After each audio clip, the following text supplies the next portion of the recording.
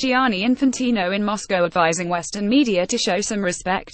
Do not try to paint with a dark paint everything that comes from the East, from Russia or the Arab world. His view on endemic state-imposed doping. It's speculation, informing Infantino's stance on Russia. Vitaly Mutko, deputy prime minister, unhappy with Western media distorting reality by planting fake news. We're a good partner of the world sports movement. Why must you trample Russia underfoot? Infantino's other best advice last week. Western media should overplay concern about racism next summer, because FIFA's anti-racism policy means no incidents will happen. Helping shape the policy Russia 2018 racism czar Alexei Smertin, who explained in 2015 how, when fans give bananas to black guys, it's just for fun. I think the media gives the wrong image of Russia. Meanwhile, from week 3 of the New York FIFA trial, claims that former FIFA vice president Julio Grondona, who died in 2014, liked to take bribes under his codename the Pope, and have co-conspirators kiss his gold ring inscribed "Anything Goes." Grondona denied fraud in 2011, condemning the English press pirates. We always have these attacks from England.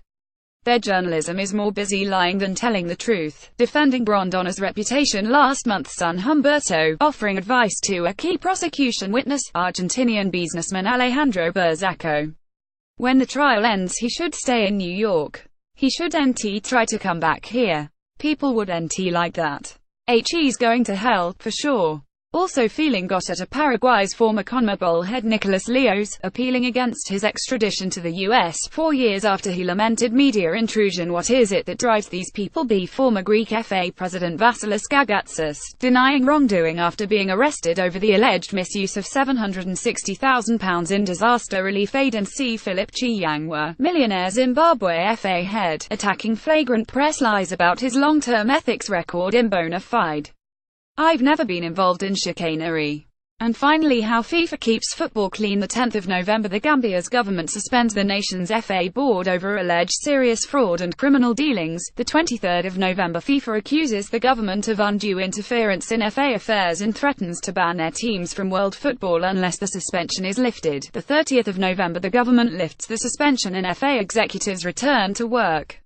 All deny wrongdoing. Other news. Most upbeat. Boris Johnson's spokesman, defending the ex-mayor's work in renting out the London Stadium to West Ham for a £2.25 season loss plus free public money for corner flags. No other city has an Olympic legacy like London's, and that is down to Boris and his team. Johnson's vision for the legacy talks, as set out in 2012, is all a question of making sure that the value of a public asset, something taxpayers put £500 million into, is properly reflected.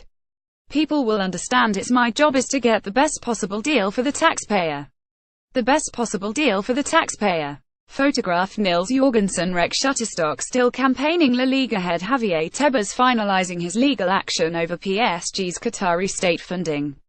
Tebas says people must think of the victims, the clubs that must compete with PSG, including Barcelona, who made €171 million from Qatari state sponsorship from 2010 to 2016. It's really very harmful. Best New Era. Brazil, the 8th of November, Vasco president Eurico Miranda wins re-election on a traditional values, anti-gay, anti-women, pro-transparency ticket. The 29th of November, fails to appear in front of investigators over alleged electoral fraud and irregularities. Miranda's lawyer. The president did not attend for personal reasons. He denies wrongdoing. Best negotiator. Sam Allardyce, the 15th of November, Everton just didn't feel right. You want people to be decisive, you want to feel like they want you. The 26th of November, at the moment going back into football isn't on the agenda.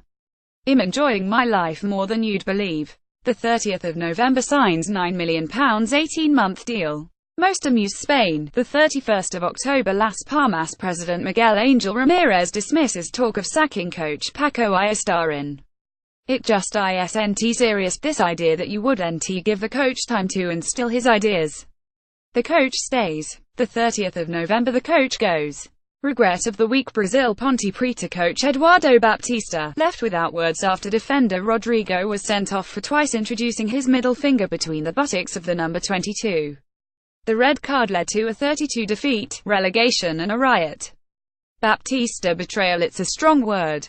But some players are beyond my reach. Sharpest exit Romania Politehnica IASI coach Eugen Trica, banned for reacting to having two players sent off by walking across the pitch during play and leaving the arena. Trica told authorities he left due to bellyache. Officials fined him £750 for disrespect. Plus bouncing back Belgium Standard Liège coach Ricardo S.A. Pinto, facing FA charges for an alleged vaudeville display after a plastic beer cup landed near his foot. S.A. Pinto denied he overplayed the incident by collapsing, calling for medical help, then abusing the referee. "It's easy to criticize, but my shoes and trousers were wet. But hey, I get up and carry on.